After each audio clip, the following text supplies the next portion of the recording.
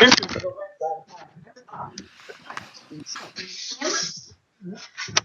Bob can see you. So, yeah, here's waving. Can you see Bob? Yes, Bob? I can see Okay, him. there you go. Yes. Could you put the screen a little lower, perhaps? Just to Lower. just to tilt it towards him a little bit. This way. Other This way. way. Other way. There we go. Yeah. Perfect. Okay. Okay. Thank you. Hello, Mr. Johnson. Can you hear me okay? Yes, thank you. Wonderful.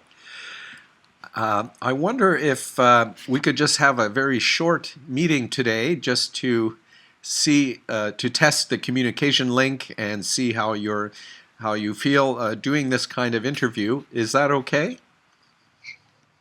Yes, That's good?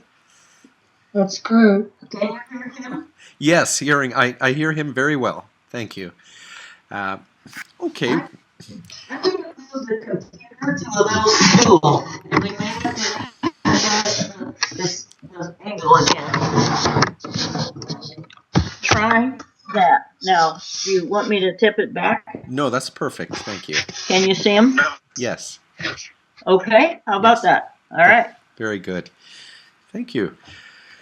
Well, it's a great honor to meet you, sir. I am an electrical engineer myself, and I know about the Johnson counter. So that is a wonderful privilege to meet you. And let me give you, would a little light help or light hum? I think it's good the way it is. That's good. Right? Yes. Okay.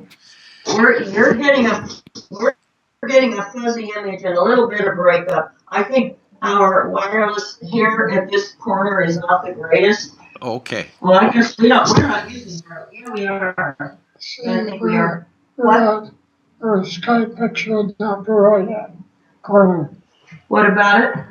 That's us. Oh, okay. Yeah, I do. I leaned into it. That's Okay. that's what we're sending. Okay. Okay, so Doc has questions or would like to chat with you, Bob. So I'll get out of the way. Yes. Thank you for. Okay. Thank you So for. he's all yours. Thank you. Thank you, and it's a great privilege to meet you, Bob. And I know about the Johnson counters. I've used them myself in circuit design, so it's an honor to meet you. This is wonderful. Thank you. Could you tell us a little bit about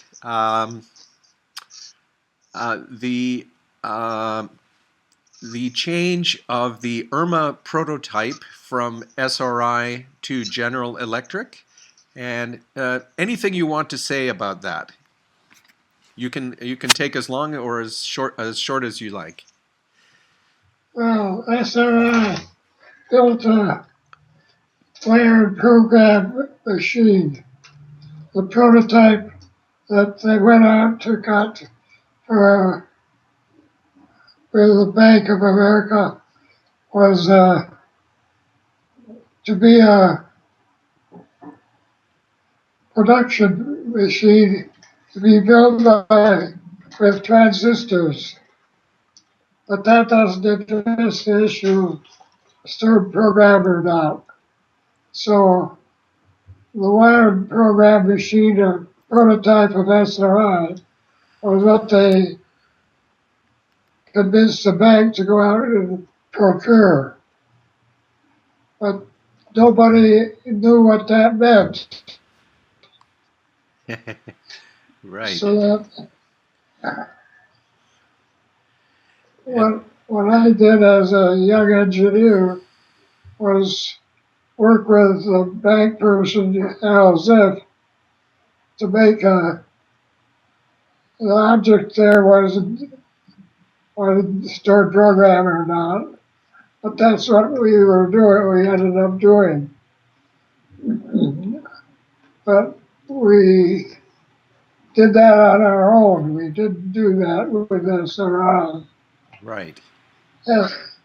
SRI had built a prototype, so-called prototype, and that was wired program machine. Right. A fixed program or hardwired. Yes. Right.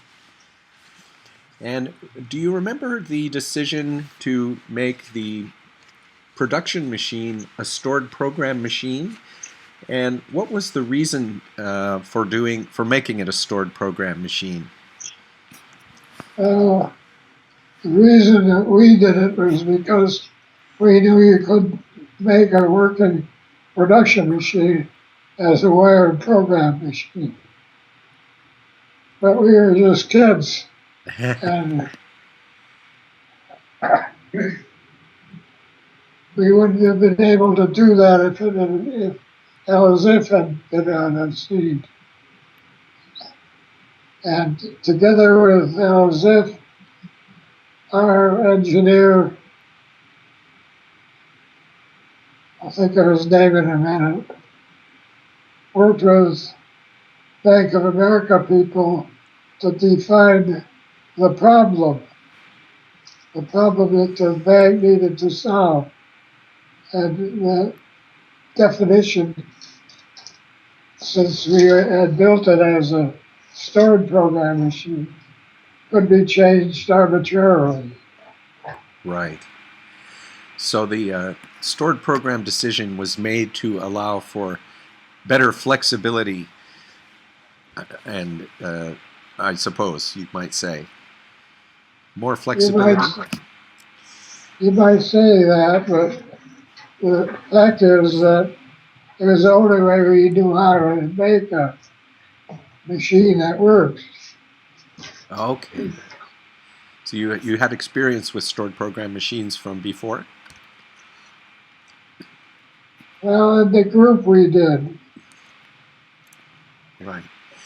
Can you tell us a little bit of what it was like to start the IRMA project within General Electric, which of course Ralph, excuse me, Ralph Kortner had issued very specific directions not to go into commercial computing. What was the atmosphere for you as a young engineer with this? It's almost kind of like an underground or bootleg project. You're darn right. Yes, Gardner had specifically instructed GE management and higher level management between him and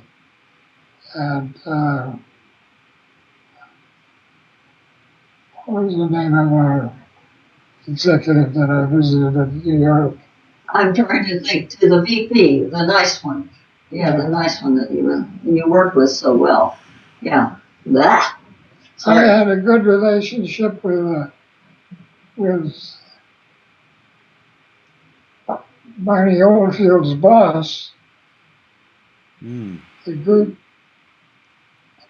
the division executive. Right.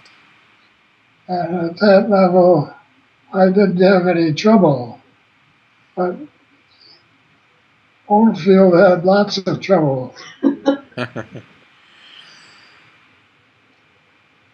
Now, General Electric at this time was already making process control computers, were they not? Yes, Harold Strickland was the name Yeah. Yes. He was the VP, Al Strickland? Yeah. Right. Harold Strickland. Harold. Right. And what was the most challenging aspect of the IRMA project for you?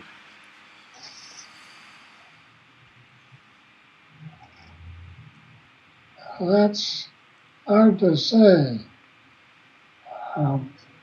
Once I got cleared with Strickland in his office, I didn't have any GE level management troubles.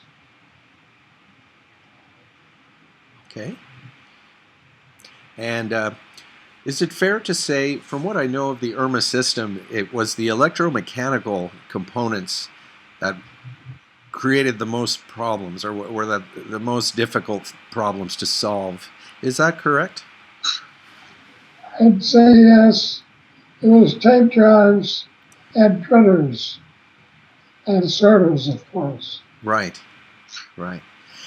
And who ended up making the check handling equipment for the GE IRMA system? Was it Pitney Bowes or someone else?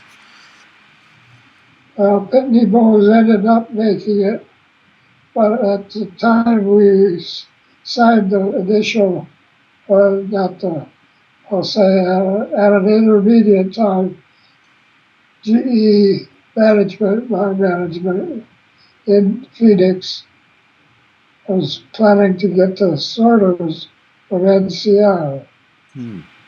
Okay. Now, speaking of Phoenix, you came earlier to the West Coast, to Palo Alto. Is that correct? Yes. And how was it for you moving to Phoenix? Were the people on your team excited about that, or were they not happy about would they rather stay where they were? What was this?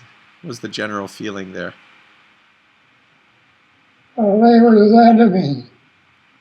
They were not helpful. And our Palo Alto team, almost to a man, did not want to go to Phoenix. The original deal, according to the group in Palo Alto, was that the headquarters of GE was going to be in Palo Alto, not Phoenix.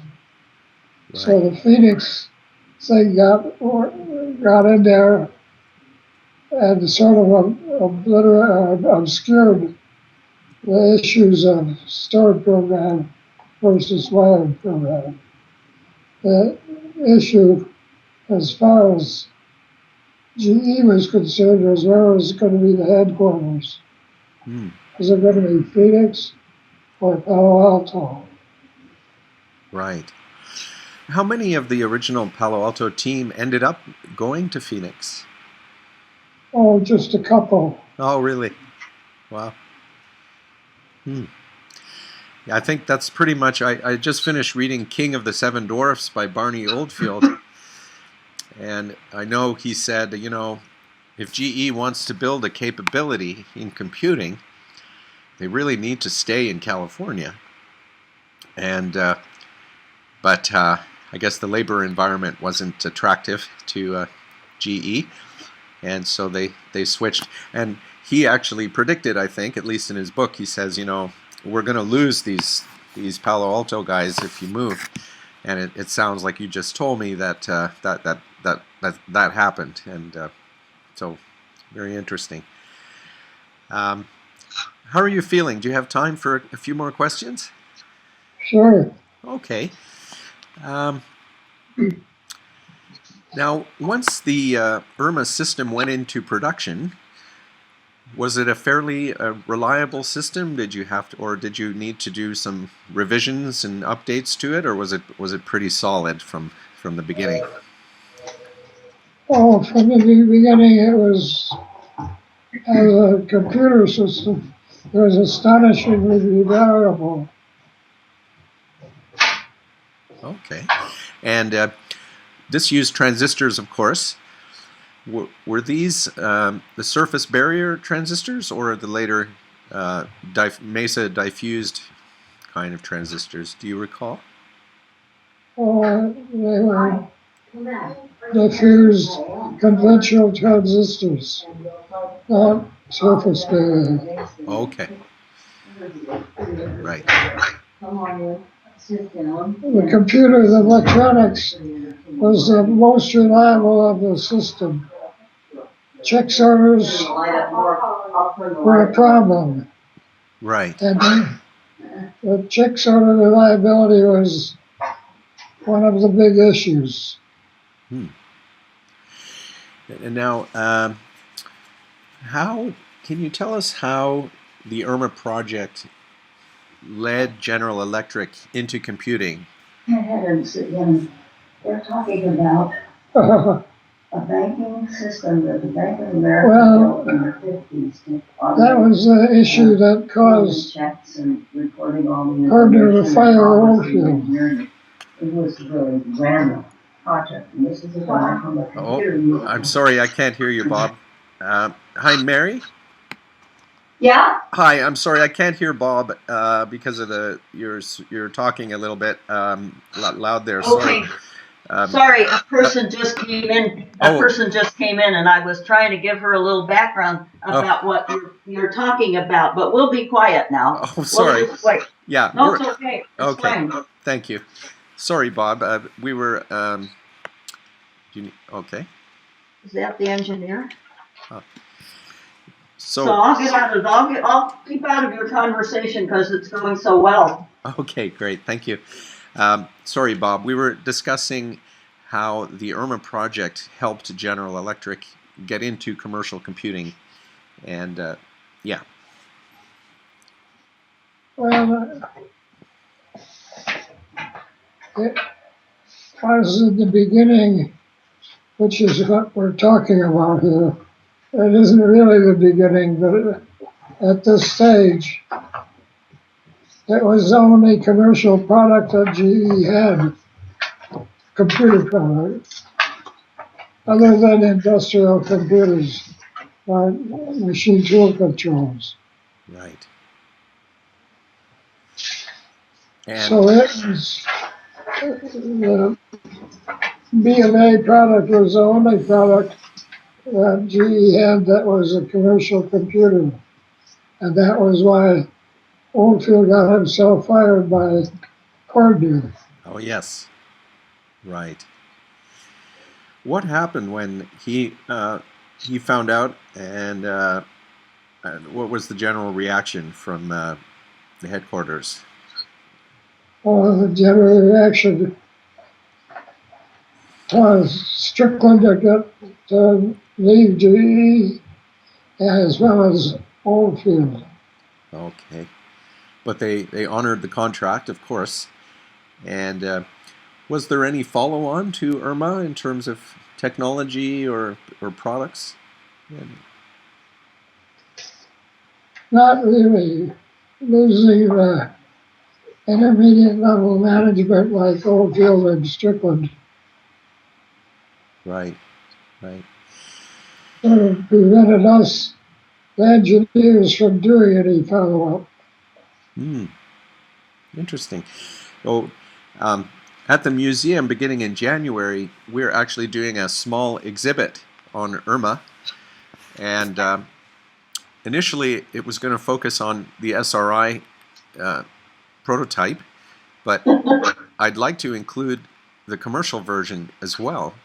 And this is not a question, but just a comment. If you had any materials that would be helpful to us, like a brochure on the commercial system or something like that, we would be happy to make a copy of it and return it to you, because we would love to show not just the SRI prototype, which was remarkable in its own way, and but also the commercial version, the 30 machines that GE built. Yes, I don't think I can put my hands on such a document, but I can put you in contact with Dave Masters. Well, he's in contact with Dave. If you're in contact with Dave, he has access to all the stuff that I would have. Okay. And who is that again? Sorry, I didn't catch his name. Dave Masters. Dave Masters, the one that's been sort of bugging you. Okay. Oh yes, right. Dave. Right. Okay, got it. Yes. Very good. Okay, well, could you tell us a little bit about the Johnson counter, going a bit earlier in your career there, and what made you think of that, and when did they start calling it a Johnson counter?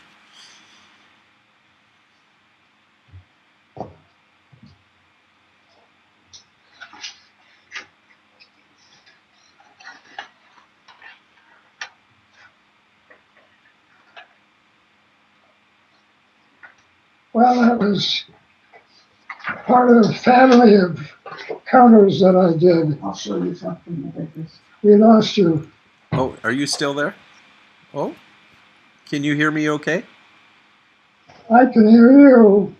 Can you see and hear me? Yes, I see and hear you very clearly. Okay. Well, Johnson counters were part of a series of counters that I did as a effort to make a perfect counter. And once I left Hughes, went to GE, a different part of GE. Right? The Johnson counters never made it as a commercial product. They would have been a huge patent in that case. Right. Because that's when I did the Johnson counters. My search for a perfect counter was while I was still working at Hughes. And do you know, when did they start calling it, when did they start naming it after you? Do you remember? I don't remember.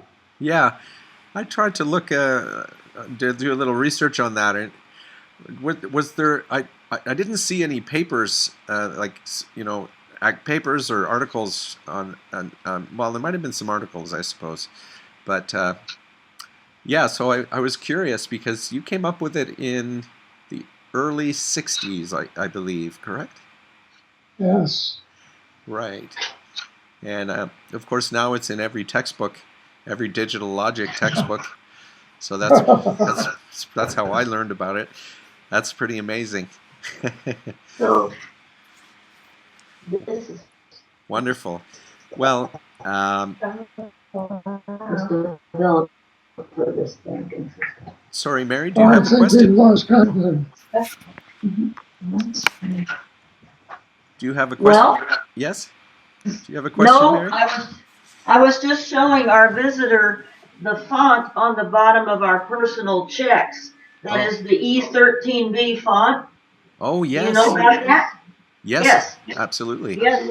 Now that should be in your Irma show because that's the oldest, the longest existing standard in the computing industry today.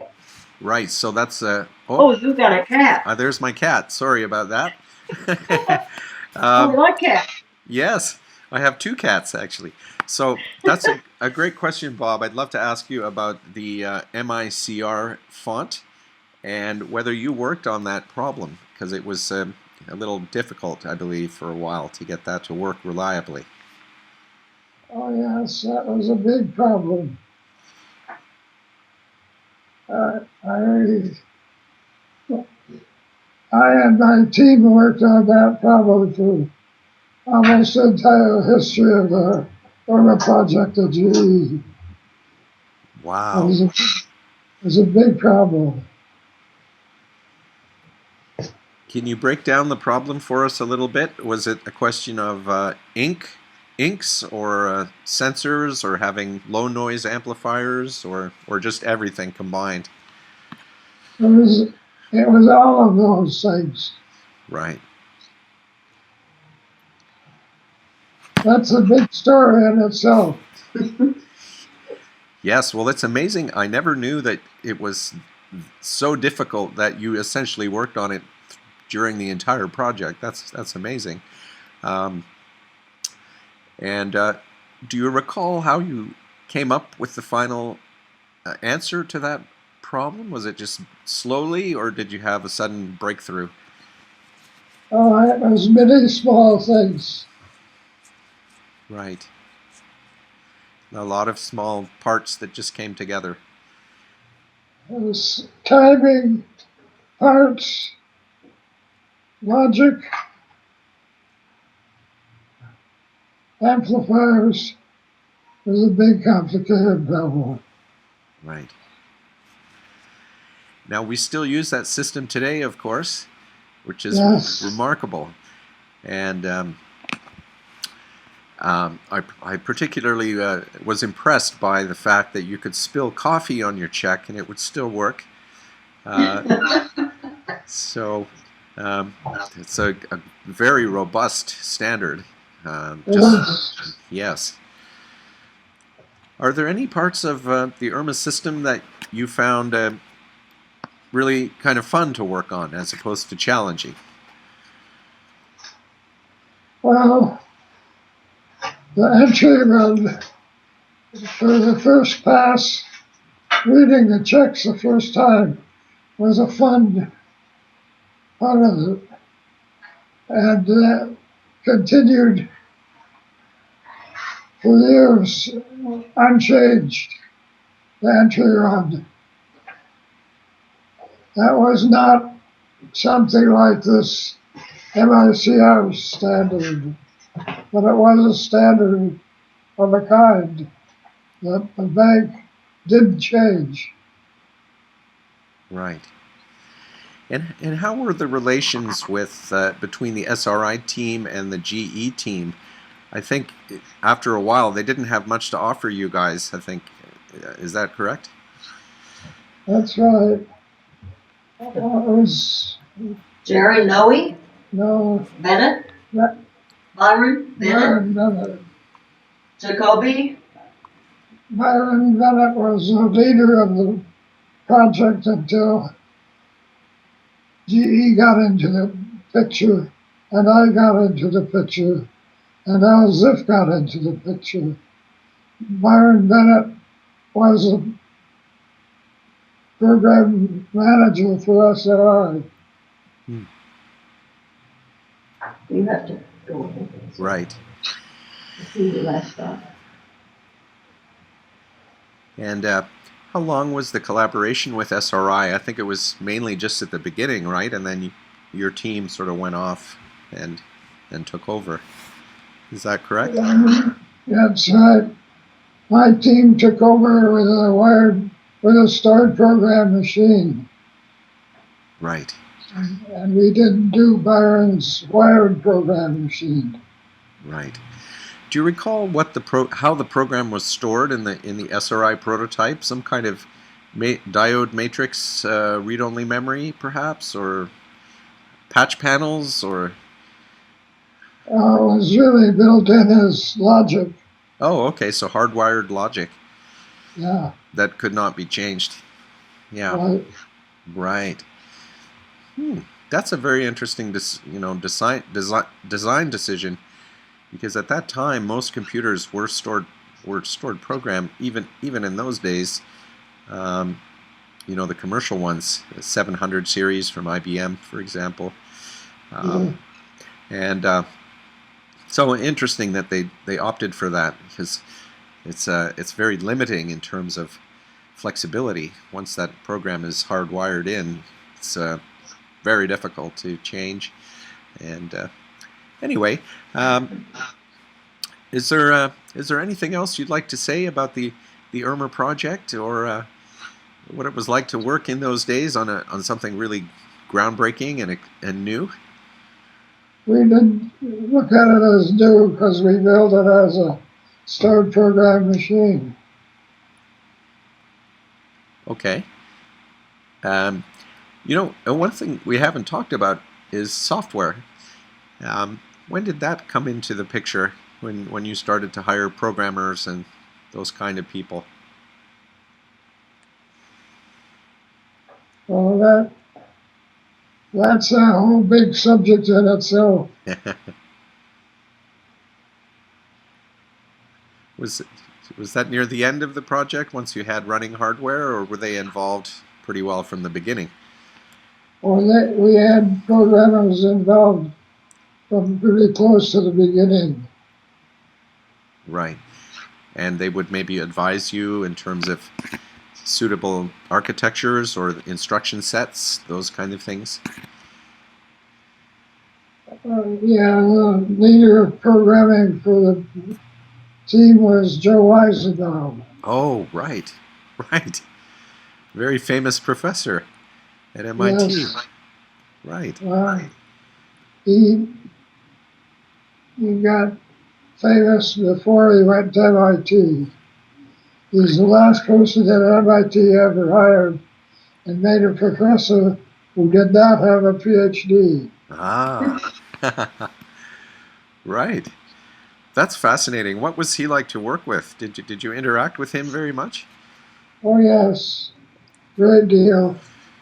I went to his retirement party from MIT, and Oh, I went to his 85th 85th birthday, in Berlin. which was in Berlin. oh my. Wow. Yes, he was a very interesting man, and I know a little bit about him from his ELIZA program, which you may remember.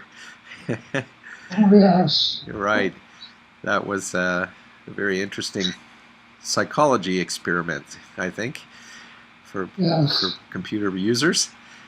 Um, well, as far as Irma goes, you built, was it 30 commercial machines?